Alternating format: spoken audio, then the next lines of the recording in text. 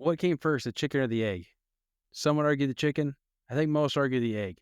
In terms of fisheries management, the egg is the start of a lot of things, and eggs specifically start at hatcheries. Now, what if I told you that not all hatcheries are the same?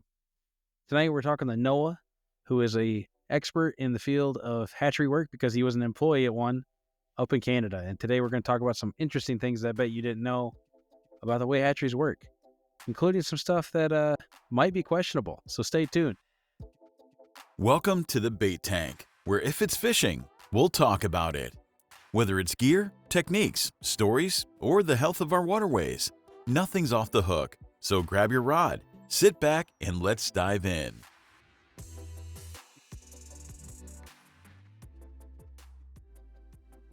Hey, y'all, welcome back to the Bait Tank podcast. My name is Anthony. I am joined today with Noah, who is a ex-fisheries fish hatchery employee. He's going to talk to us about how that worked, what he did there, all that good stuff. And then maybe we'll even branch off into like the fish stocking programs and how they work, just to kind of give you guys some general knowledge about how that works and how it could be affecting your local fish stocking programs, just so you have a better understanding. Maybe get you on some more fish at some point. Noah, welcome in. How you doing today, sir? I'm doing great. I'm very excited to be here. I think it's so cool that, there's somebody like you doing podcasts like this. I mean, I listen to a lot they're just talking about like, oh, you got to fish this part of the lake or you got to use this kind of lure. So to talk about fishing on a completely different aspect of it, it's really exciting to be here. Well, I appreciate that. I'm glad to hear that. Why don't you go ahead and tell us a little bit how you got into being a fish hatchery employee? What got you there? What made you try that? That kind of thing. Yeah, absolutely. So, I mean, I've always had a passion for anything fish related, really. That started when I was a little kid. I first picked up a fishing rod when I was probably 5 or 6. Didn't catch a fish till several years after that. But, the effort was there. I was trying a fair bit. So I knew right away since I was young that I wanted a career doing something in fisheries. I didn't know exactly what. So I enrolled in university and I was looking for a summer job after my first year. And I found this job posting for a fish hatchery in Summerland, British Columbia, up here in Canada. And, I sent them an email. I took the interview, didn't think it went particularly well, to be honest. I wasn't so sure I was going to get a call back, but apparently they liked it enough. So I packed everything up in my little Mazda, hit the road, and I was out there for a little bit over 4 months, and it was a great time. That's awesome. And I not to blow out the elephant in the room, I guess, but you're from Canada. I appreciate the accent. I'm from Michigan originally. So not that our accent there was the same as up in Canada, but there's definitely some similarities. And I just feel like this is so cool. It's like I feel like I'm back at home. So yeah. What did you go to university for? I know you said you were wanting to do something fish related. Did you go to school for something fish related too, or was it kind of more of a general education? Yeah, so I'm still in it right now. Actually, it's third year at this point. So it's a Bachelor of Science with a major in conservation biology. That's So awesome. it's not specifically fisheries related. There are a lot of fish topics covered, but it's mainly just about how do we find a balance between humans and human development, and then wildlife and natures. It's fascinating stuff. Yeah.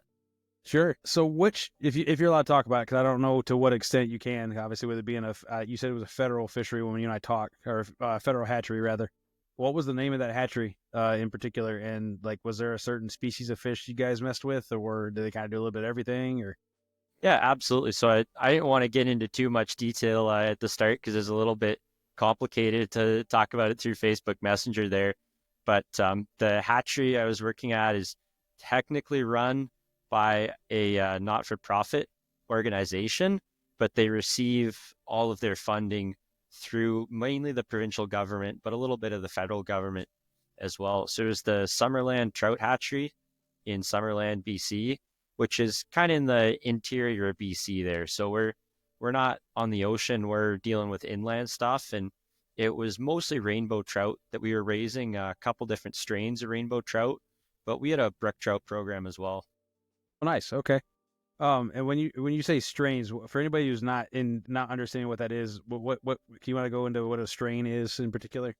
Yeah, absolutely. So even within the rainbow trout species, you've got multiple different, I guess you could call them subclasses. There's ongoing debate about whether or not they actually constitute a subspecies or if it's not quite at that level of differentiation between them, but they can be identified if you sequence the genome of these fish from different areas of the country and from the world, really. You can pick out slight consistent differences between individual fish. And sometimes it'll show up as physical characteristics, so you can distinguish them physically, these different strains. Other times it'll show up in their behavior or in their diet. So there are measurable differences we can see, not just within their genetics. I got you. Yeah, you said there were several strains. Is there like certain ones that are rare that you mess with, or whatnot? And what I guess what if you don't care, describe what those strains are, I guess, and see put that information out there for us to take a look at. Yeah, absolutely. So there's many different strains. We were mainly dealing with three of them. The one that I was handling the most, at least when I was there, they call it the Fraser Valley strain, and it's actually it does not exist in the wild. It's a captive bred strain of rainbow Okay. trout. And the reason that we were stocking those ones is because they'll eat just about anything and they grow very quickly. So if you're putting them into a lake for the primary purpose of angling, it's a great fish to have around because they get pretty big pretty quick and they'll eat a wide variety of things. We also stocked a fair bit of the Penasque strain, which is pretty unique to the interior of BC. They're very cool looking rainbows because they lack a lot of those black spots that are pretty Oh, typical really? in a trout. Yeah, they're a lot shinier, and because they don't have that black spotting, that rainbow coloration, sort of the green, the purple, red, and then the white underneath, it really stands out on I'm those sure it does. Penasques. And they've got real large eyes too, because they're the diet of the Penasque strain. They're eating super tiny microorganisms or chironomids, these super, super tiny things, like just a fraction of the size of your fingernail. So they got Yeah, real large eyes to help them pick it out. it's pretty And crazy when you think about how much a fish can adapt based on what it's doing and how much it can change over time because of that. oh yeah, it's insane. And you learn too when you actually go and fish for these things. They have their own personalities too. Like those Penasque rainbows, when they're hooked, they'll go airborne, and I mean like true airborne, like 4 or 5 feet up in the Oh, air. wow, A couple of dang! times when we were out in the little tin boat. I think we call them John boats up in Canada. I don't know how It's common the that same. is. Okay, Yeah, same thing. I got Cool. you. Yeah, But yeah, just like a little 12-foot tinner with an electric trolling motor on the back. And there was once or twice we had fish that were hooked jumping up and landing in the boat. nice. They're I love fishing for those Penasques because they're eating those tiny things, so they're super difficult, but it's very rewarding when you hook one and you see them go airborne like that. Yeah, sure. Sounds like something from a movie or flying monkeys, right? So flying rainbow trout. Yeah, yeah, no kidding. But so I guess obviously it's a hatchery, right? So you're hatching something, which obviously means it comes from an egg. What was the process or how that process worked of, I guess, collecting those eggs to be able to even start that type of process? Yeah, so for the Fraser Valley rainbows for their egg collection, obviously it being, a strain that's bred in captivity, we would actually get those eggs shipped in from another one of our hatcheries that was a few hours away, not too far outside of Vancouver there. And then for the another strain that we had that I didn't get into earlier, but it's called the Blackwater strain of rainbows. Those eggs came in from a hatchery that was set up near a lake that had a natural population of blackwaters. And then our hatchery is really responsible for collecting and distributing the eggs of the Penasque rainbow trout. So we had a camp by a lake and a spawning channel about 2 hours or so from the hatchery. And we'd go up there right after ice out when the rainbows were migrating their way up the river there. And we'd sort of intercept them and collect the eggs, bring them back to the hatchery, and then, distribute them to the other hatcheries that needed Penasque eggs as well. Okay, you had mentioned that the Blackwater was one that you messed with, but didn't get the chance to explain that one. What was special about it? Was it just the area that it was in? Is that where the name was from, the Blackwater? Yeah. So it's again from another region of BC there, and I'd say they're similar to the Penasks in that they're often eating lots of smaller things, but they do consume some bigger stuff as well. I know snails and like dragonfly larvae; those were super popular patterns we used when fishing for the Penas or the blackwater rainbows. And as far as look wise go, they've got fewer spots than you'd see from a typical rainbow trout like a Fraser Valley, but they still have some spots, unlike the Penasks, which often have zero. I got you. Now you said patterns, so I'm assuming you do mostly fly fishing. Yeah, it's a lot of fly fishing. A lot of the lakes that we were stocking and that we're fishing in the area, they've got restrictions on them that you can't use bait, or even some of them you couldn't even use like spinning tackle. So it was a lot of fly fishing in that regard. And also too, especially with the Penasks and the blackwaters, when they're eating so many insects, it really is more effective to target them using flies compared to, traditional lures or worms or power bait or some of the other stuff you typically use for trout. That makes sense. Yeah. So was there, I guess, do you have a, I'm assuming probably maybe it changes a little bit between each strain because of the differences and whatnot, but is there like a certain patterns like your kind of go-to when it comes to these species? Yeah, absolutely. For the region I was fishing, and I've tested this in other places in Canada. I can't say how well it'll work down in the States, but my go-to pattern when I was showing up at the lake was always a fly called a pumpkin head, I which have is not heard of that one. it's supposed to mimic a leech. Okay. It looks a lot like a woolly bugger, but it's got a little orange bead right by the eyelet there that earning it the Okay. name the pumpkin head, I guess.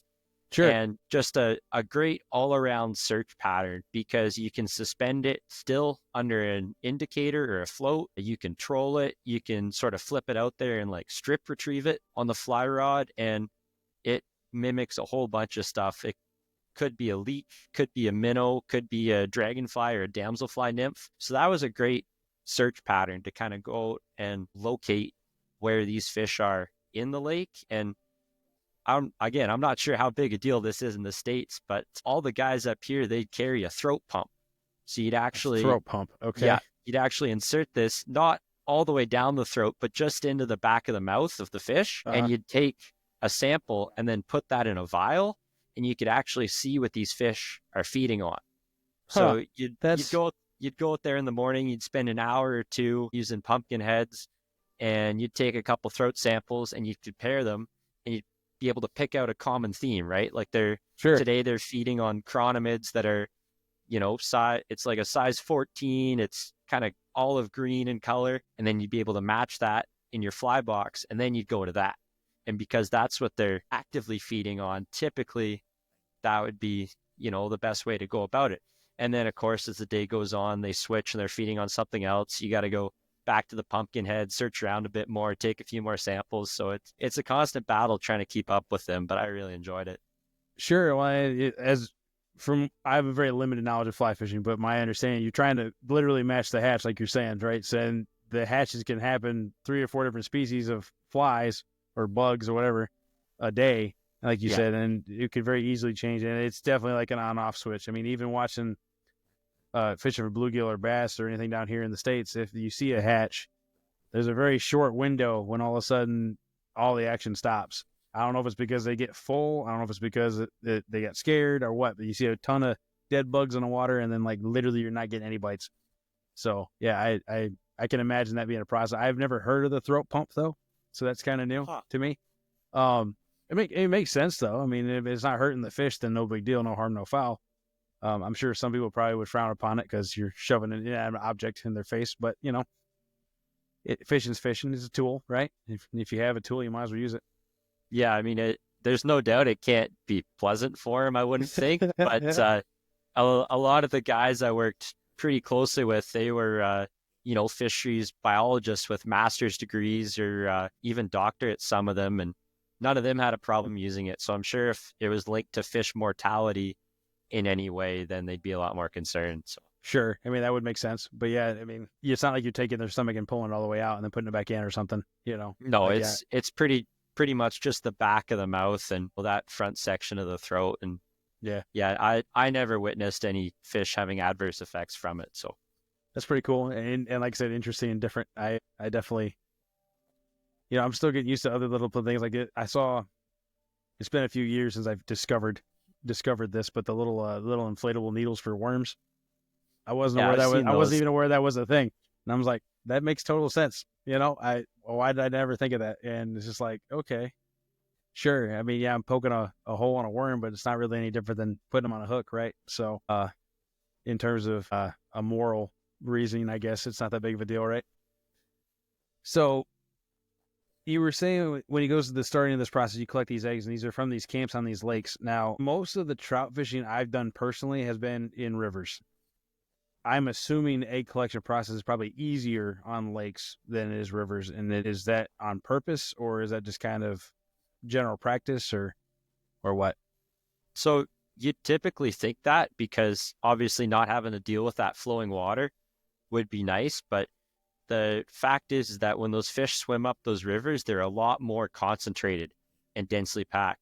So most of even though our camp is closer to the lake there, most of our actual egg collection takes place on the river itself because the fish are a lot more concentrated and it's a lot more efficient. You can collect eggs from fish in the lake using a system of nets to kind of concentrate them, but it's a lot more intense. So all the egg collection that I was a part of, at least, we were taking fish that had swum up the river and then encountered our little series of weirs there. So they were just sitting there waiting for us pretty much. Sure.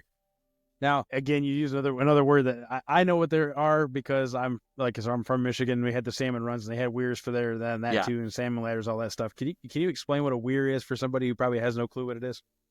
Yeah. So it's the one I know there's a couple different styles. The one we had set up was pretty much just a system of gates in the river, and we could open up these gates to let fish, fish pass through up the river until eventually they hit the gate that was locked. And of course, once you've got enough fish staging below that locked gate, you can close the downstream ones. And then you've got basically a river sectioned off and the fish in the middle.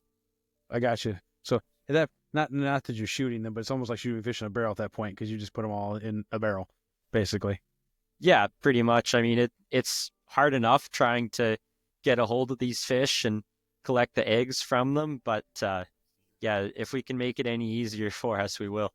Sure. And speaking from a fishing perspective, I've handled enough trout to know that they are slippery. I Oh, know yeah. that the fact that the common practice to be safe with them is to wet your hands does not help it any. So Yeah, it's like totally. just like dealing with a wet noodle. And so after the egg collection process, what is the next step? Because I'm assuming there's a time frame from where you harvest the eggs to where they're probably no good, like a lifespan, I guess, per se, or a shelf life even. Yeah, Uh, absolutely. So what what's that like? Like what's the process like at that point? yeah, so once we've got the eggs we are on the clock a little bit to get them down to the hatchery where the environment is a lot more stable. Obviously, there's, concern about the eggs not getting enough oxygen. Disease is also a huge concern for us as well. We want to try to get these eggs into as, sterile of an environment as we possibly can, as quick as we can. So we'd take them down in coolers, pretty much, just like big Yeti coolers, put them in the truck and drive them back to the hatchery. And then once they're in that hatchery, in that, much more controlled environment, we'd take those eggs. And first of all, we have to fertilize them by mixing them with milk or fish sperm, I guess you'd call it. And yeah, once they're fertilized, then they're going into these incubator trays, which are placed in these tanks where we've got cold water flowing over them constantly. It's keeping them cool, keeping them oxygenated, and like I said, the whole environment is sterilized, so we've minimized the risk of any infection. That's actually an interesting concept. Any other time you think about eggs, you're like, oh, you want to keep them warm, right? The chickens want to lay on their eggs, birds want to lay on their eggs, turtles and alligators to bury them in the ground so they maintain a certain temperature. But is it all fish eggs that want to stay colder, or is it specifically trout eggs that want to stay colder? I don't have too much knowledge of other fish species. I'd imagine it depends a lot on the fish's natural habitat. For fish in warmer climates, they'd want to keep those eggs at a bit of a warmer temperature. For us, the trout we're pulling from the water, they're coming from water that's around 8 to 12 degrees Celsius. I'm not sure what the Fahrenheit conversion is on that exactly, but it's fairly close to freezing. Like it's getting Right. cold. So when we bring them back to the hatchery, we want to keep them at that same temperature range, about 8 to 12 degrees Celsius. I got you. All right. And then you said that disease was a concern. Is it a fish specific disease? Is it like a common disease, or what kind of diseases are we talking about in terms Yeah, of the eggs? definitely. Yeah. So the big risk in the hatchery is that all these fish are packed much closer together than they would be in the wild, just because we're constrained on, how much space we have. So even, an infection or something that's very relatively minor and low risk to the fish, because they're so close together, that infection is very quickly going to spread. So even if you've got something that's got less than a 1% mortality rate, when you multiply that by hundreds of thousands in fish, we're still looking at a lot of fish that are going to be lost. There were a couple of diseases and pathogens and infections that were of primary concern for us. Whirling disease is a huge one. At the time I was working there, that had not been detected in the region, but it had been detected in lakes fairly close to us. So we were watching for the spread of that. Mainly the concern was any kind of bacteria that could get into a wound or a weak spot in the egg or the fry and cause some sort of infection, which leads to fin rot, development problems, all sorts of things. So bacteria was the primary concern. I got you. Now you had mentioned whirling disease. I'm not familiar with that. What is that one? I'm guessing is bad because you were talking about how it's only been documented in one spot. What does that do? Yeah, so it's an unfortunate affliction that's sort of spreading across Canada right now. Where I spend my winters here in the province of Alberta, it's been quite a battle trying to get rid of it. We've had several pretty good trout lakes where they've unfortunately had to stop stocking trout in there because of the detection of whirling disease. But it's basically caused by a parasite there that affects the fish's spine during development. Okay. So it'll lead to these trout that look like they have a really bad case of scoliosis. Like Okay. the spine and the tail are just violently deformed, and they keep getting deformed and keep getting contorted, hence the name whirling disease, like the whirling of the tail. Yeah. And it gets to the point where the fish can't swim and can't feed, and then that's it for the fish. And it can spread among multiple species of trout and whitefish. So it was a Okay. huge concern for us that would not just impact fish in the hatchery, but native fish in the environment as well. Sure. Once the eggs are fertilized and they're in the incubators, like roughly how long does it take before they hatch and I guess go through that, if you don't care, to kind of go through that growth process from where they're at to I'm under the impression they're called fingerlings when they get stocked. Can you kind of walk through that time frame, I guess?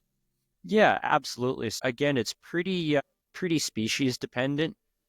Again, I'm really only knowledgeable about the rainbow trout here. I'm sure it's much different for other fish, I but meant for rainbow trout. Yeah, I yeah, apologize. Yeah. okay. I just want to clarify before somebody comments and says, "No, well, I had this fish egg and it took X number of days." And you know, There's always that one person. oh yeah, it's the internet. Someone's going to do it anyway. I already know. But Exactly. yeah, so for us, we'd incubate those eggs typically for about a month or so. And then once those fish hatch, obviously we're keeping them in optimal growing conditions. And that definitely helps, right? Like it's a controlled environment. They've got lots of food, very low stressors. So they grow a lot faster than they would in the wild. And as well, our Fraser Valley strain, they grow a lot quicker just because of their genetics. So once that egg hatches, you've sort of got what we call the alvin stage, where the fish is out of the egg, but it can't really swim yet. And it's still got that big yolk sac on Okay. it, which is orange. So you'll see these little things swimming around with these huge orange, or not swimming, kind of just wriggling around. And they got the big orange sac on them still. Yeah.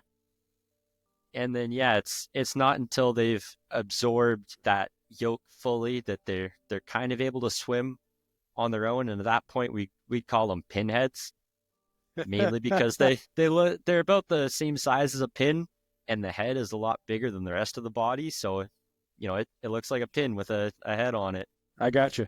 Yeah. And then typically by about around 2.5 months, that's when you'd get to that fry stage. And it's really the first point that I think your average person would look at it and say, that's definitely a fish. Even the pinheads, they don't quite look like fish yet. There's something off about them. It's just some little bug floating around in the water at that point. Yeah, Yeah, I yeah, got you. exactly. Once they're at that fry point, how long do you guys grow them at that point until they're at the stocking level, or is there multiple stages of that, or what? I know I say that in reference to, I know here in Tennessee they have fingerlings, they have yearlings, and then they even have this one fishery by where I live where they stock they call it they call them Tellico trophies. It's for the Tellico River area, and those fish specifically they keep in the hatchery longer because they'll grow them out to be like several pounds before they release them, whereas most of the other fish are 8 inches. But is there like a standard, I guess, that you guys go by for how long they grow over there in Canada? Yeah, absolutely. So a lot of what determines the length of the fish at stocking is the conditions of the lake. So Okay. some of these lakes, they're pretty remote. We were stocking them either by backpack, or there were even a few we'd stock by the air, by helicopter. So obviously for those lakes, you want to get those fish in as small as possible, because Sure. it's a lot easier moving 2,000 fish if they're 3 inches long versus if they're 12 inches long. It's going to be a lot more hiking or a lot more expensive to fly them in there. Exactly. So you said that the helicopter part, and all I could think in my head was just a drive by where it just dropped they just open up and there's just fish falling out of the sky. I'm assuming that's not how that works. It's a little bit more controlled than Sure. that. I'm sure you've probably seen those viral videos of trout being like dropped out of the bottom of a plane. I have, yes. Yeah. Yeah. So I think the reasoning behind us using the helicopter is so the impact velocity is a little bit less, with the survival rates a bit higher. Sure. Um, Yeah. yeah, but so for those more remote lakes, we'd be stocking smaller fish. Also, whenever we're stocking the Penasque strain, because they grow slower, it's a lot more expensive to grow them to a larger size. So we'd usually dump them in at a smaller size. The other part of that too is Penasque rainbows, they don't do well if they're stocked in lakes with other species of fish. Even if it's a very small species like a minnow, they really thrive when they're the only species of fish in a lake. So we aren't Okay. worried that much about predation when we're stocking Penasques, because they're the only fish species there. So there's no benefit to being a larger size to reduce predation. Now, Penasque, just to make sure I got it right, Penasque is not the one, that's the one that has no spots, but it's not the one that's only bred in captivity, right? That's the one that is from that area? Yeah, Or so the Penasques are the wild strain and they're spotless. Yeah. okay, all right. It's interesting that they don't thrive anywhere with other fish, with it being a wild strain, because that would mean that they were able to find some sort of lake on their own to be by themselves with. What? Wait, no, I'm sorry. The Penasque is also one with the bigger eyes, right? They eat the small organisms Yeah. as opposed to Yeah. actually. Okay, that makes a little more sense because it's not actually predating other fish as much. Okay, that makes more sense Yeah. now. So with your average Penasque rainbow, 99% of the diet is going to be very small insects like chironomids, or other very, very small things like scuds or freshwater shrimp, snail larvae, daphnia or water fleas, which are almost microscopic. So Yeah. they're eating lots of small things, and they don't do well with other fish. We've learned that many times over the years. So we stock them pretty much only in lakes where they're the only species. Now we said that their eyes are bigger. Is it by chance their mouth is smaller too because they primarily eat the smaller stuff, or do they still kind of look the same, like jaw wise, as to a typical rainbow? I wouldn't say that their mouths are smaller than your typical rainbow, more so that the rainbows that are real predatory and piscivorous or fish eaters, their mouths tend to be bigger than the typical condition. So there is another strain of fish in the rainbows in the region, and I'm blanking on the name because we didn't raise them at the hatchery, but they Okay. were almost exclusively piscivorous. So most of their diet is eating small fish, and you could definitely tell when you caught one because they did have larger than average mouths. Okay, that's cool. Once the stocking takes place, is there like a follow up thing you guys do hatchery wise for those fish, or is it like a different department that does the monitoring? Yeah, so the most of the monitoring after the fact and also the research before the fact is done by biologists working for the provincial government. Okay. So when we're first going to stock a lake, the province will send biologists in and they'll look at all kinds of factors, right?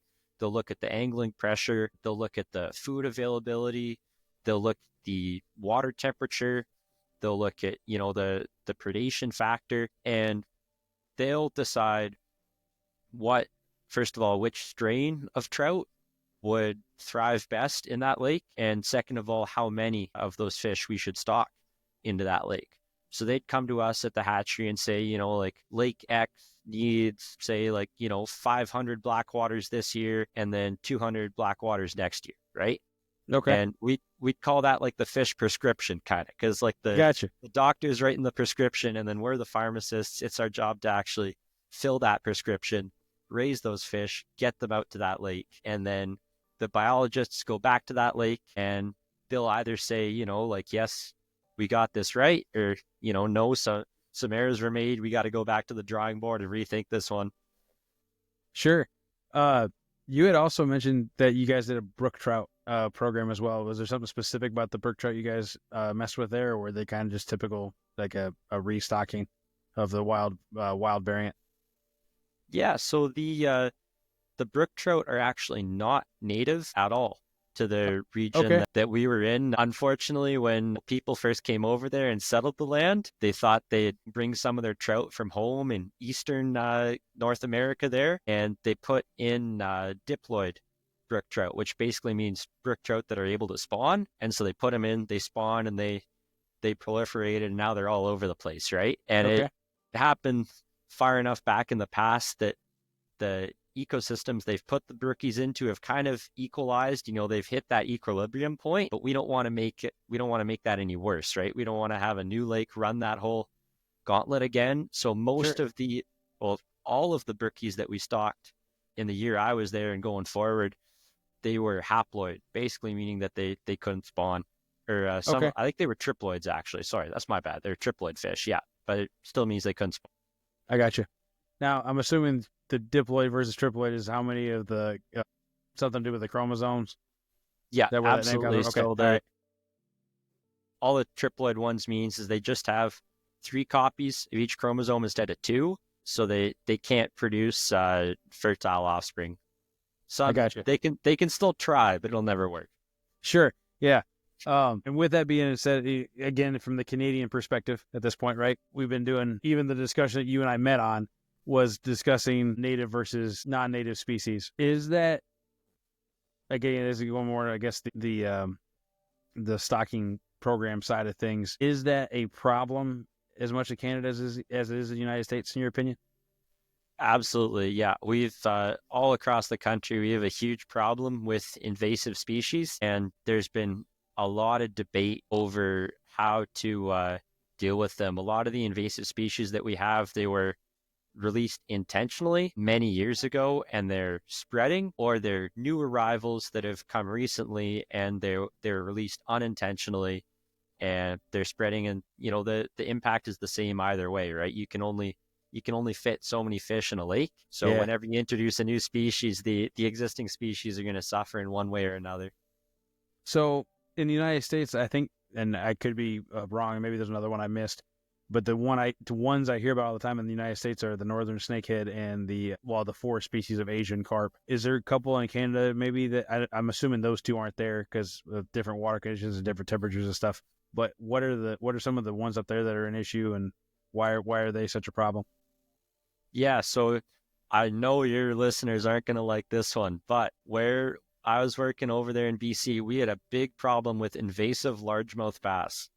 I believe it. Yeah, I was literally like, I kind of hope he says it, because I was like, it's not. I was talking to another gentleman on another episode earlier about the largemouth bass, just the different strains being stocked in different places. All of these fish from a sport fishing standpoint. He specifically was from New Jersey, and he was talking about how like 90% of the fish that you can catch there weren't originally from there. yeah. They were all just sport fishing opportunities that were put in and just spread out. But it's such a crazy notion to be like, oh, hey, this fish is better than that fish, or I'd rather have this fish than that fish. To the point of, I'm going to put so many of the fish I want in there that it's going to completely just kill everything else, right? The fact that that was ever a thought in the past is kind of strange to me. But like you had mentioned with the brook trout, that equilibrium point is what you obviously hope for, because that's the best case scenario, right, for that species showing up. If you hit that equilibrium point, then it shouldn't get worse per se. It's never going to get better, obviously. There's no way to make it better than other than not doing it in the first place. But how we manage that as a society, it's definitely changed over the years. I feel like there's still, obviously, you have the hardcore, I only want this fish. There's still that group of people. And then you have there's the hardcore, well, we only want native fish. Let's just poison everything else group of people. But I think generally speaking that as a society, it's shifted in a positive direction, I feel like, in terms of just trying to get to that equilibrium and try to maintain it as best as you can and try to not make it worse. Yeah, absolutely. I mean, we've seen time and time again that the window to actually eradicate an invasive species is extremely small. I mean, you have to detect them very early on, and you have to, immediately implement a very expensive, very intense eradication program with no guarantee of success, because as soon as they have a foothold in that ecosystem, it's almost impossible to completely get rid of them. So then, you're not trying to put out the fire at that point. You're just trying to, run around, grab your favorite things, save what you can. Exactly. So you had mentioned, obviously, largemouth bass being one of the bigger problems. Is there any other species in particular that's a problem? Yeah, so there were some other, I'd say largemouth bass was definitely the primary one. We had some other concerns too in the area, especially with goldfish. Okay. And that was a real concern for us because they are ridiculously resilient. Sure. There was actually a very popular lake near where I lived that had some goldfish put into it, and they made the decision to turn off the aerators to try and kill out the goldfish by having the lake freeze over and the water temperature drop and the oxygen levels decrease. And it actually had the opposite effect. We ended up killing all the trout in that lake, and the goldfish survived. So that was a tough lesson learned. But so that one doesn't surprise me as much. On a somewhat unrelated topic, I do keep fish, and I kept goldfish for a long time. I actually had one. I don't know how it happened, but I had a fertilized egg and make it through the filter, because I had the display tank, but then I had a baffled filter on the bottom too. Somehow the egg made it through that whole process all the way to the bottom tank. And I was cleaning it out one day, and I saw something move, and I was like, "What is that? Did I, what wound up in my system? What kind of bug is this? What kind of whatever?" And it turned out it was almost an inch long, maybe goldfish. Yeah, living in the absolute, literally just living in the waste from my fish tank, and I have no idea how long it was down there. I just happened to do a clean out. I do it that filter. At the time I was doing it like once every 3 or 4 months because I had so much water cycling through it. It didn't seem to be a problem. yeah. So I literally have no idea how long it lived down there, and it lived through that. So I can only imagine a wild, has as much water as it needs, has any kind of remote amount of clarity, has a food supply that's just not the waste from the other fish. I can't imagine how hard those would be to kill, knowing that.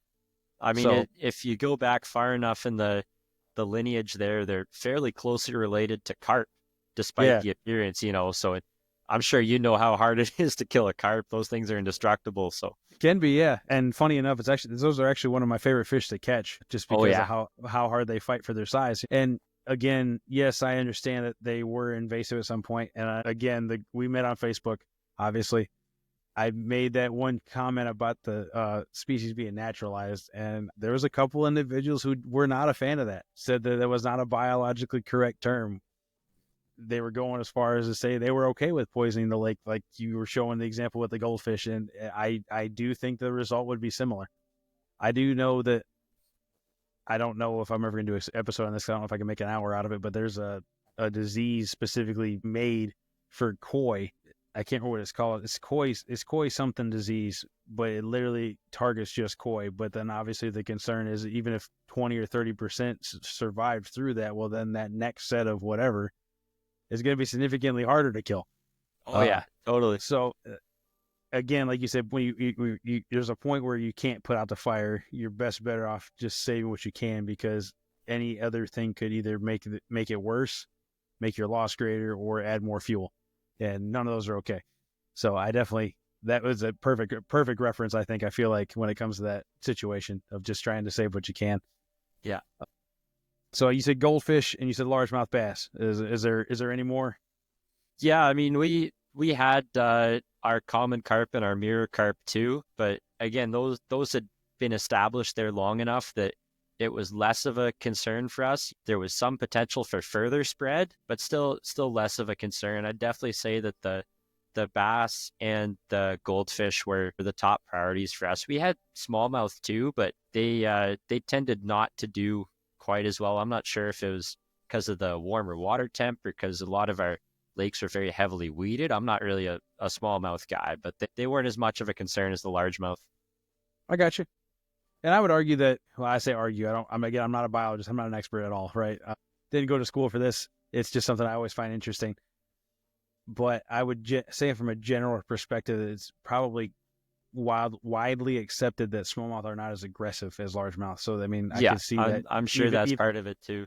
even with it being, say they were there, maybe the effects wouldn't be as noticed as compared to a largemouth bass.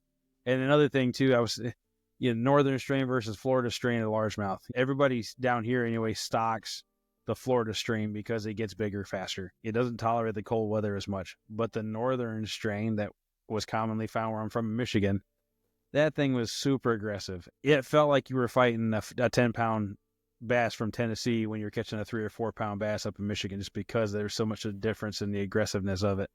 And so I can imagine that northern strain really being a problem once it got in the waters it's not supposed to be in. And it's actually funny because I'm sure you know this from your studies, but obviously largemouth, smallmouth, and spotted bass, that whole entire family of black bass, are actually sunfish.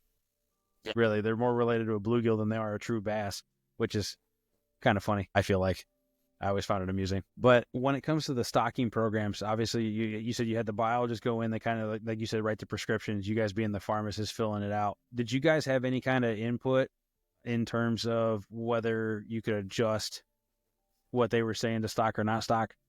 And if so, why would you have changed it? So I never knew of a case where we really fought them on their recommendation. I'm sure sometimes my manager there at the hatchery, he'd have doubts or suspicions about something, but the bottom line is that the biologists that the province hires, first of all, they're all very smart people to have made it that far. Second of all, I don't think any of us were really in a position to question them. And the thing you have to remember too is that a huge part of science is experimentation and making mistakes, right? Especially nowadays, we're talking about switching to a more adaptive model of fisheries management, and a huge part of that is admitting that we don't know everything, and we have to try and find out what we don't know. So I think to a certain extent, a little bit of experimentation is a good thing, but on the flip side of that, you got to take a look at the risks and say, like, worst case scenario, what's going to happen, and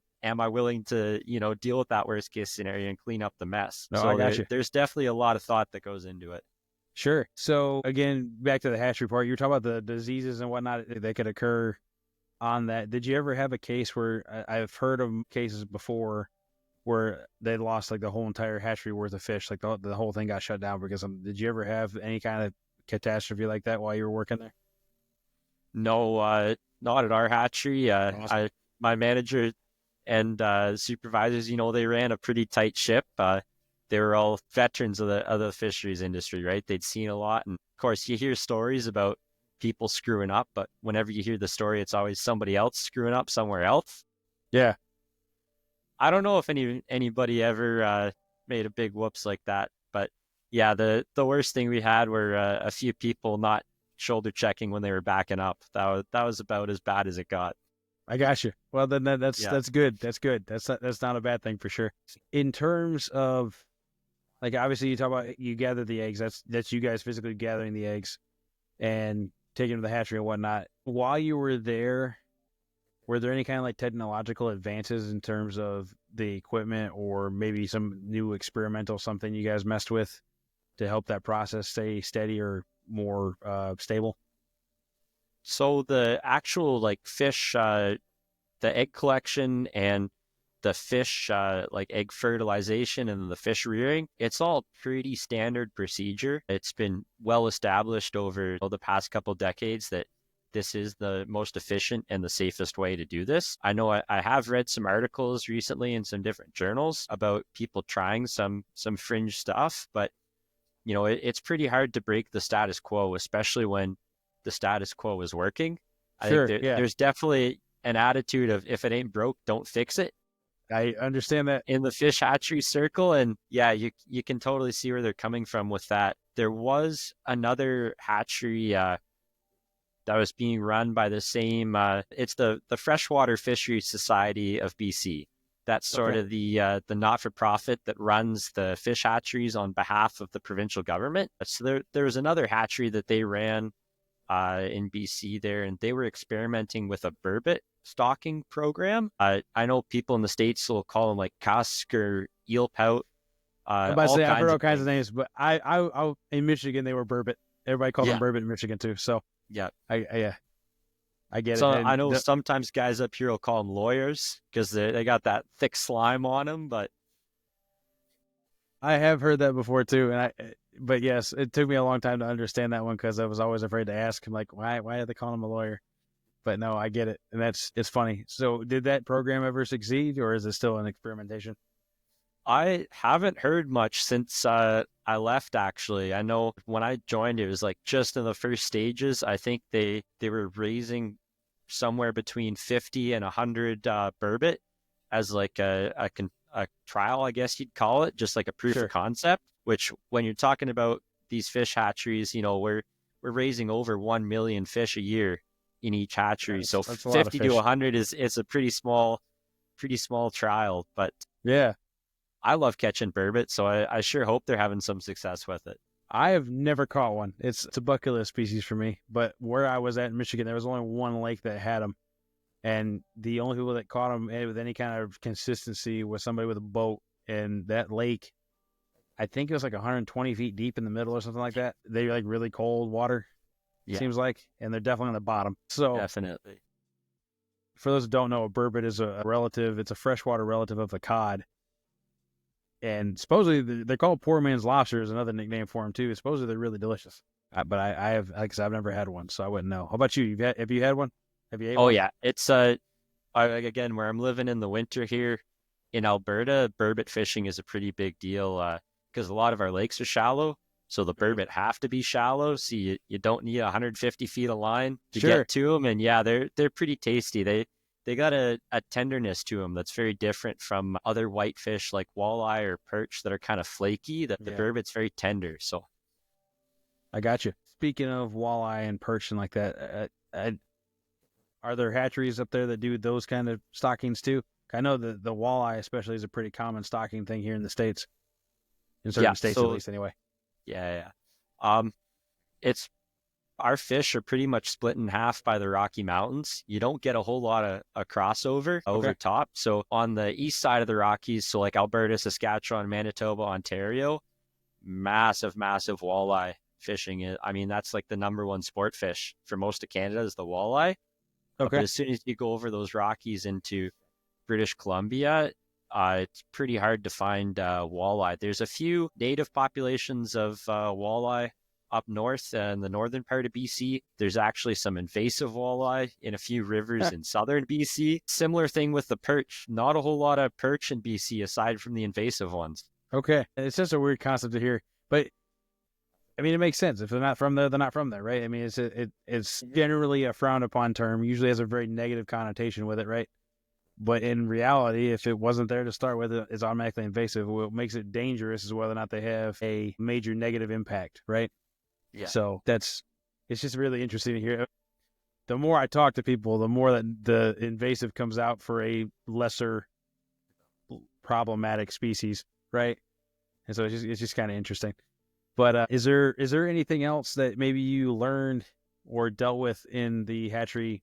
I'm gonna say business. I know you were an employee, you weren't necessarily dealing with the money part of it, but while you were in there, was there anything in particular you found interesting or unique that people might need to think is cool? I mean, the way I see it is, there's a lot of people who I think kind of frown upon the whole hatchery system, and especially catching hatchery raised fish, because they think it's, like less of a sport fishing sense. And I do get where they're coming from. I absolutely understand it, but I also know, having, seen some of the angling pressure on these lakes and seen the amount of trout that are being taken out, that without hatchery programs like this, the fishing would be a lot worse, at least in that part of the Sure. country. And I imagine it's a similar story everywhere else, right? Like I would think so. Yeah. yeah, I mean, I'm the same way, right? I'd much rather be catching wild fish than hatchery raised fish, but I'd rather catch a hatchery trout than not catch anything at all. So Exactly. They call it fishing, not catching, but definitely prefer to be catching, not fishing. Right. So I worked at the following summer actually as a guide at a lodge, and whenever there'd be a slow day, and the guy in the front of the boat, he's like, "Well, that's why they call it, fishing and not catching." I just wanted to shove him off the edge of the boat, because it's like, I know you're up there you might be having fun, but I want to catch fish, right? I want to put on a show. exactly. So Exactly. Well, let's take a minute and dive into your guiding thing. Did you think anything that you learned while you're at the hatchery actually benefited you as a guide in terms of taking other people and putting them on fish? I mean, you get a lot of practice handling fish. 'Cause Sure. when you're in the hatchery, it becomes, I hate to say it, but almost mechanical.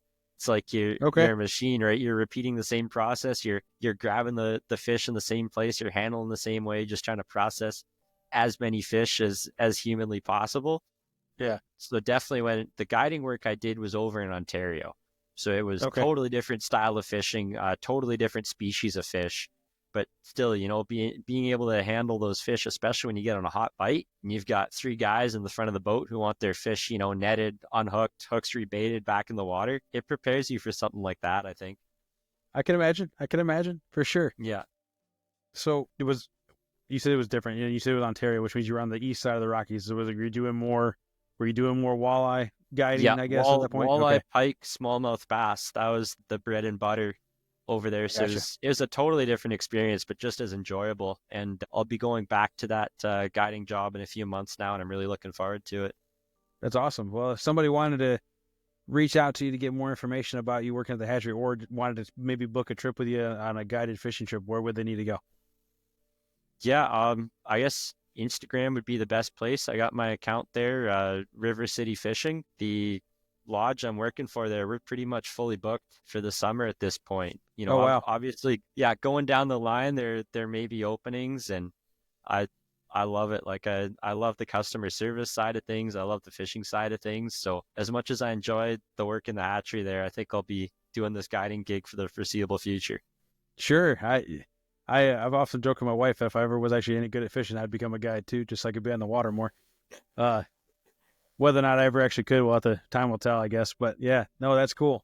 Well, I got the guiding idea from my buddy actually, because we were out at a local river one day, and of course he's slamming fish, and I'm not catching nothing, so I'm just his net man, right? I'm just standing Yeah. there watching him land fish after fish, and he turns to me and says, like you ought to start charging me for this. And I thought, Why not? sure. So Yeah. yeah, I found a lodge that's looking for guides, and it's been a great experience.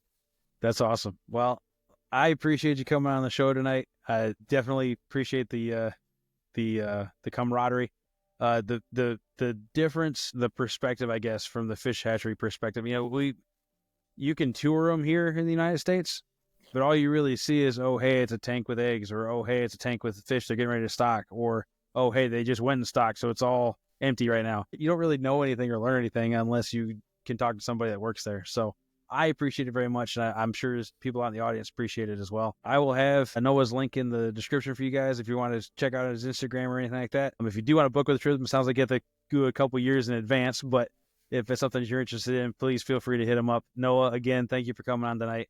I appreciate it very much, and look forward to talking more in the future, man. Yeah, this was a great experience just to be able to chat fish, and I don't do nearly enough of this in the winter. Most of my fishing buddies live elsewhere, so this was awesome. Thanks so much. Yeah, for sure. And like I said, we'll definitely have you back up again at some point to do some more talking about fishing. And like I said, it's something I really enjoy. My couple of buddies that co-host with me usually they really enjoy it too. Because because unfortunately, as much as we would like to always be on the water, it's not always an option. So being able to talk about it's nice. But yeah. All right. Well, guys and gals, this has been another episode of the Bait Tank. Hope you guys enjoyed the show today. If you ever want to check things out, you can always check us out on the Bait Tank. If you ever need to get a hold of us specifically, you can email us at thebaittank@yahoo.com. And if you're looking to ever donate or help out with the show or anything, you always check us out on Patreon at The Bait Tank. Until next time, guys, remember, if it's about fishing, we'll talk about it, and we'll see you all on the next one.